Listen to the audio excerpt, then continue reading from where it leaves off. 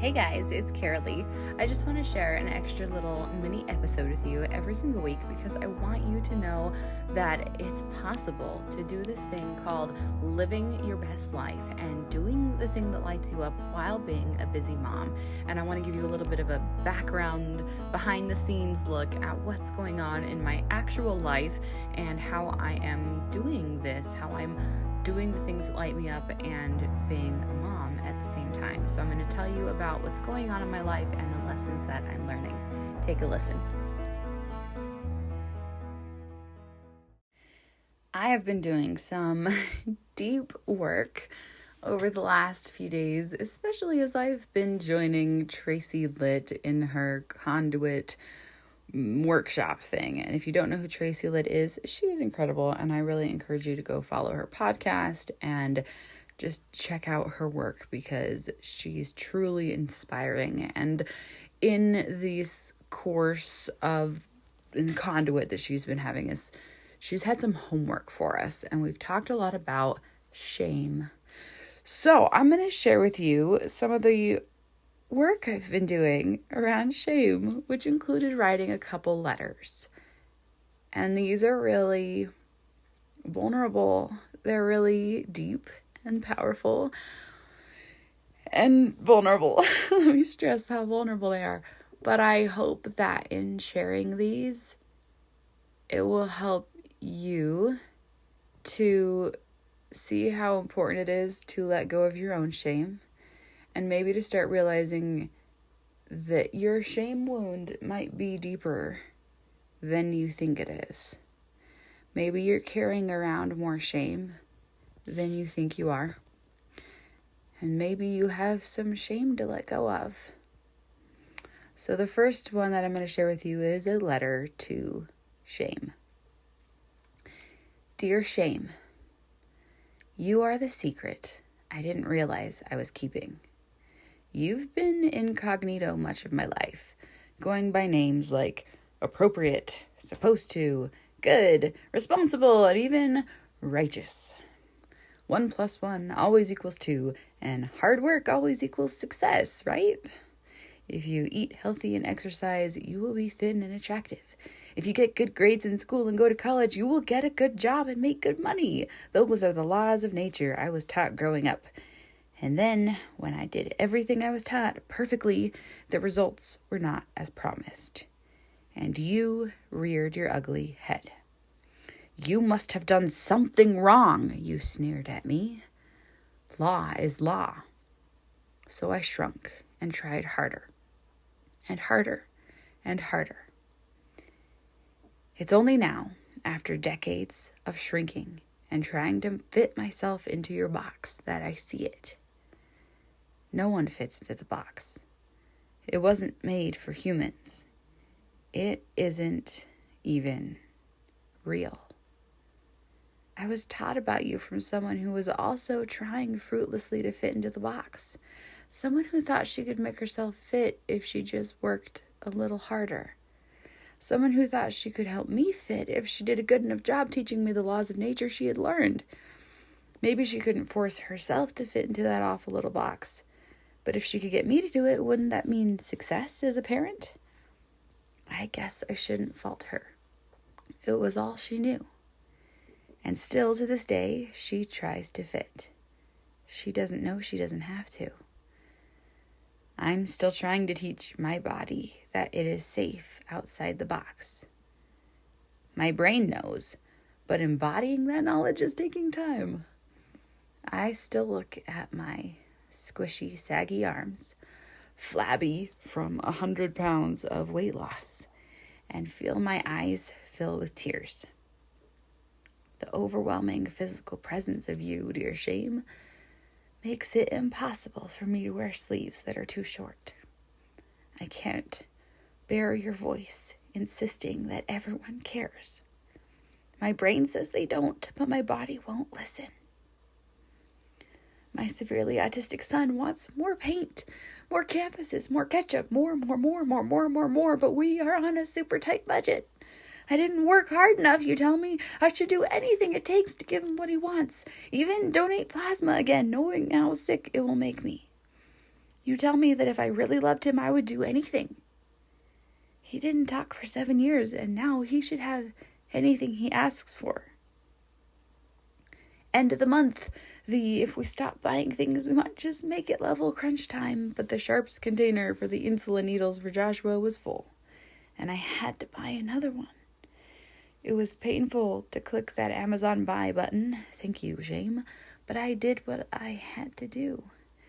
$10 shouldn't be so gut-wrenching. It arrived, and Benjamin, 9, was immediately filled with curiosity. He twisted the top and locked it shut.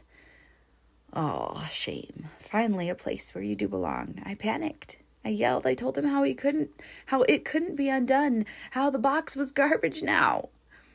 My eyes sting with tears just thinking about how that fear of not enough influences me sometimes. My sweet boy, also on the spectrum but not as severe as his brother, started punching himself in the head, and my perspective got reset. It took a few minutes to calm him, telling both of us that it was just a box. Dear Shame, $10 isn't worth getting upset over, even if it's the last $10. Even though I feel you in the words, last $10, you don't belong there. You being there implies that I did something wrong, or that I didn't do enough, and I know that it is a lie. It's about time I started trusting myself over you. You come from lies. You come from trying to fit myself into a box I was never meant to fit in. You have been trying to make 1 + Q = 2 when it can't possibly, and I've been trying to make that a fact, but it isn't, and it can't be. It doesn't matter how hard I work, things go differently than I plan for them to. It doesn't matter how healthy I eat or how little I eat or how much I exercise, I can't turn myself into a 5'8", 120-pound, blonde-haired, blue-eyed model with perfect hair and skin. You tell me that the only way to get rid of you is to be someone else, but I can't accept that because I can't be someone else, and I don't want to be someone else. I'm going to choose to be the very human person who is writing you this letter. The one who sometimes yells at her kids, makes mistakes, has extra skin, tries too hard, and does everything messy. And I know you don't see beauty in the imperfection, but I do. I think that's your real problem in the end. You can't tolerate anything messy. And I have to tell you, you're missing out. Because nothing in this world fits your idea of perfect. But there is so much beauty. I wish you could see the beauty that I see. Carolee. Oh, so that was my letter to shame. And then I was also given another challenge to write a letter to give back the shame. And I had realized that my shame story goes back a lot further than I thought it did. So here's this second very, very, very vulnerable letter. Dear Mom, you gave me something you didn't mean to give me, and I think it's about time I gave it back. It doesn't belong to me. I've been holding it for you for a long time. And I think part of me thought that if I held it for you, it would ease some of your own burden in holding it. But it doesn't. It just means that both of us are carrying it when we don't have to. So, Mom, I'm going to give it back. And I hope that you will give it back to your mom, because I bet that this doesn't belong to you either. But the truth is, you've never talked about where you got it from, so I don't know for sure. I do know this. I wasn't born with it, and neither were you. So if you choose to follow my example, you can give it back to whoever gave it to you. Maybe we can start a trend and change the world. So here it goes. Mom, I love you, but I don't want your shame anymore. When I was growing up, you showed me what it meant to be a woman and a mother. Never-ending worrying about not having enough money and constant statements about how terrible your body was. As a child, I took every word you said upon myself because you were my model of all things female.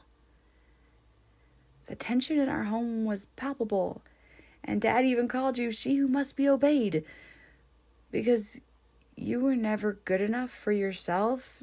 Nothing around you was ever good enough. I thought all homes were run this way until I got married and my husband wouldn't obey me the way that Dad obeyed you. In his home, the dad was in charge, and we fought for a decade in a seemingly endless power struggle of who was really supposed to be in charge, who could yell louder, better stated, who was hurting more, who carried more shame. But nobody wins that battle. Thankfully, we worked it out eventually, but it was only when we aired out all the shame. You see, shame thrives in secrecy. That's why I didn't know about it for so long, even though it lurked in every nook and cranny of our lives. You called it other things, but your favorite word was appropriate. How we dressed, how we spoke, how much money we appeared to have, all of it. It was either appropriate or not. It triggered your shame or it did not.